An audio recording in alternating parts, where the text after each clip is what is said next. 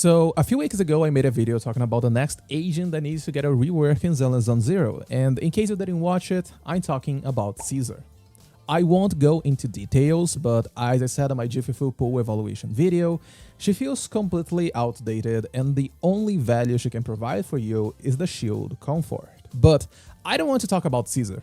I want to talk about Jane because I have noticed that some of you disagree with what I said regarding Jane, which, just for reference, this is what I'm talking about. Jane got her upgrade here.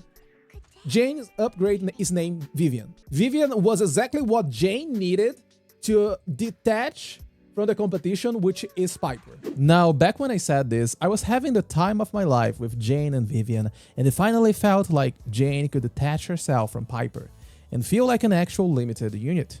However, the more I play Piper, the more I realize that the damage gap is not that huge.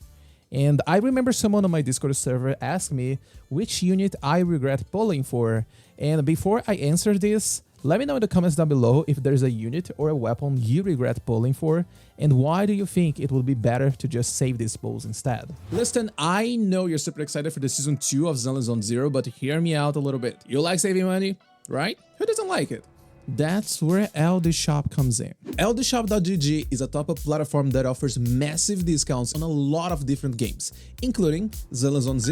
And the best part?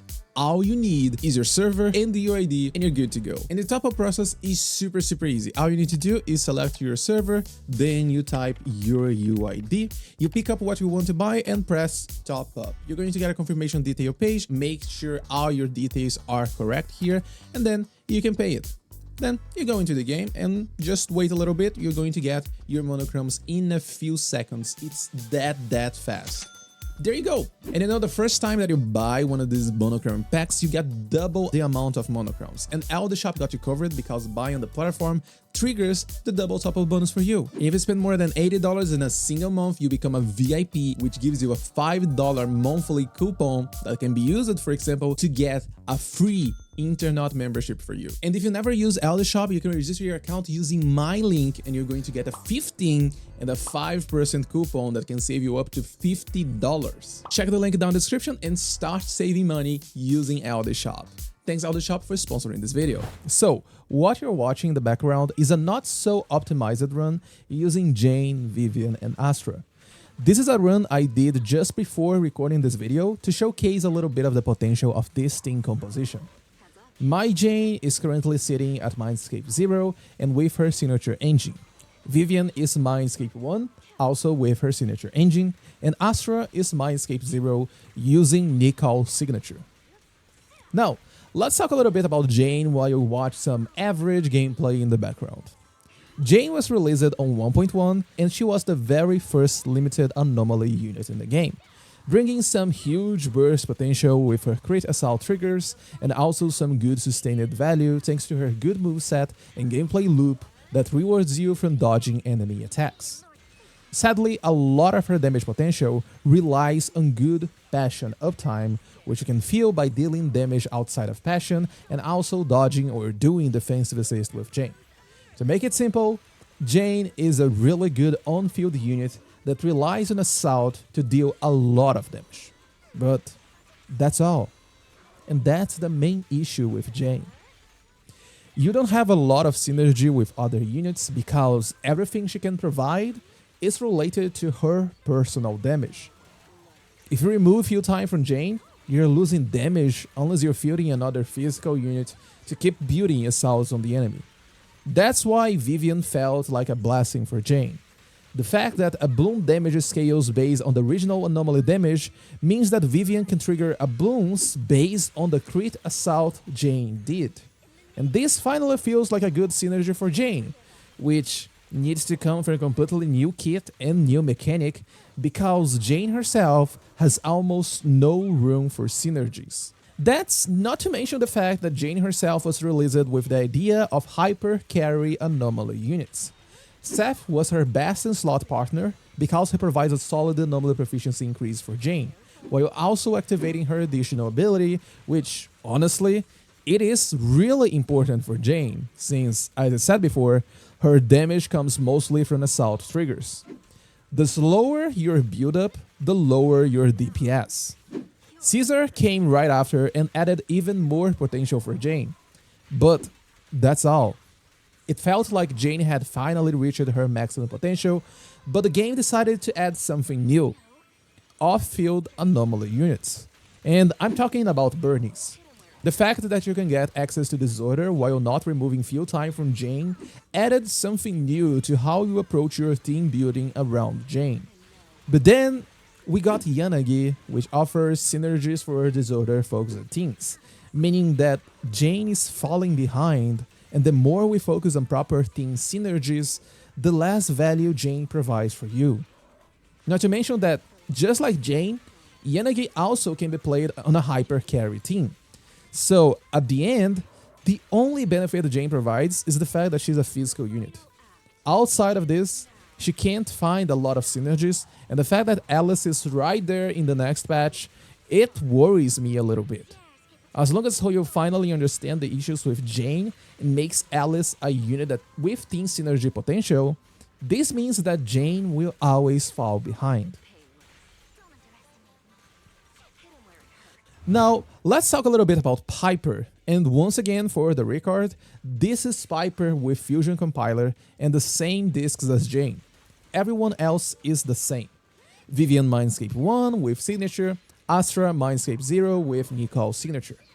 Now, Piper is a standard unit that was released with the base game, and while she relies quite a lot on her EX special to keep her power stacks maxed out, you can already see that Piper at the very least provides some team potential.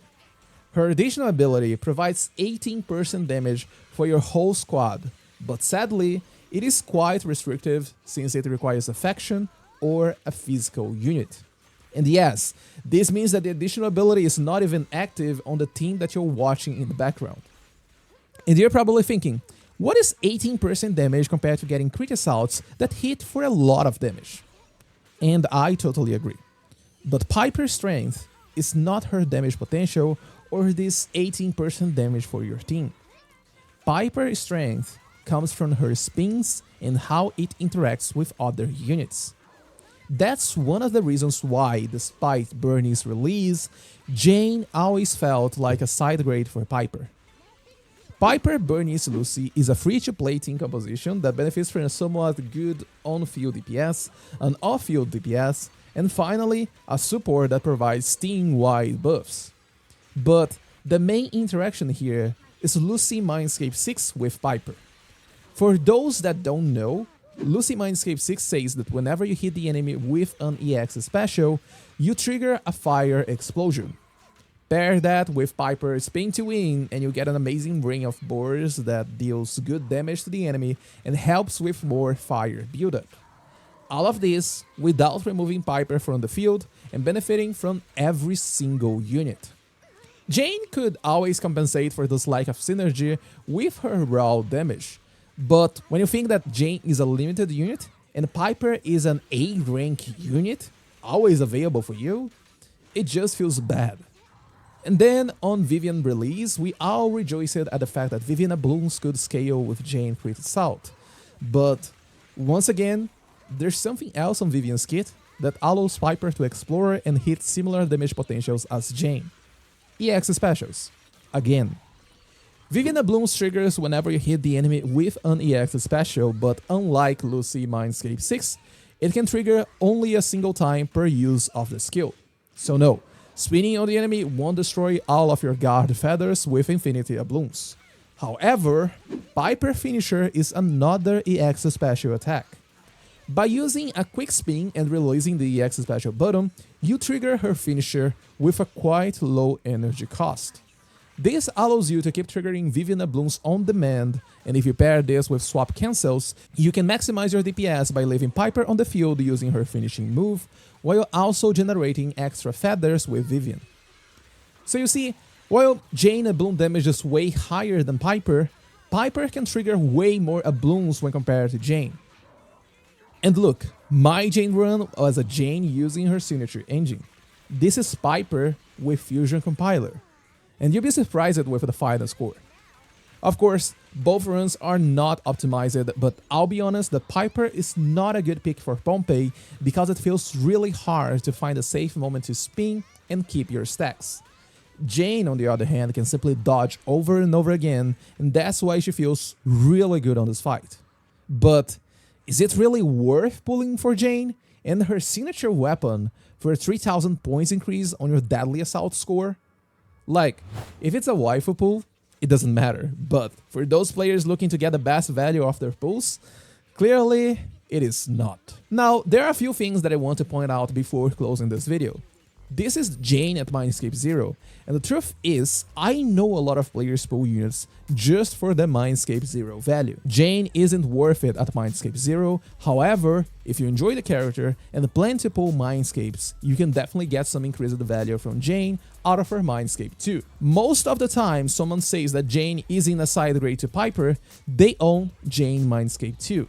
And like, I can totally agree and numbers don't lie. Jane Mindscape 2 is super strong. But as long as Alice, which is releasing on the next patch, brings something that can interact with your team, this means that Jane will always fall behind. So honestly, I take back what I said. Jane deserves a rework because her potential is locked to her own damage. I even played Hollow Zero just to check Jane gears and see if there's something interesting there, and I find it funny how it brings exactly what I mentioned before. Team potential for Jane. Because the main problem is how Jane focuses solely on her potential and nothing else. These gears allow Jane to give extra potential for her squad members while also increasing her own potential. So, as long as Jane rework brings some extra team value potential, trust me, her value will definitely rise and she won't feel like a side grade for Piper anymore. But for now, it is what it is. As much as I would love to say that I would trade Jane and her signature just for another copy of Astra, for example, the truth is, Jane was a waifu pull for me. And if there's one unit I actually regret pulling, it's actually Yanagi. Maybe if I get her signature I can see some power, but overall I just don't like playing her as much as Jane, for example. But that's just my opinion from a waifu pull perspective, okay? Don't kill me on the comments. Anyway, let me know in the comments down below how you feel regarding Jane and share some buff ideas for Jane as well. Remember that you can join my Discord servers to chat a little bit, send questions and much more by checking the link down in the description. And that's it. Thank you so much for watching this video, have a beautiful day, and I'll see you in my next video.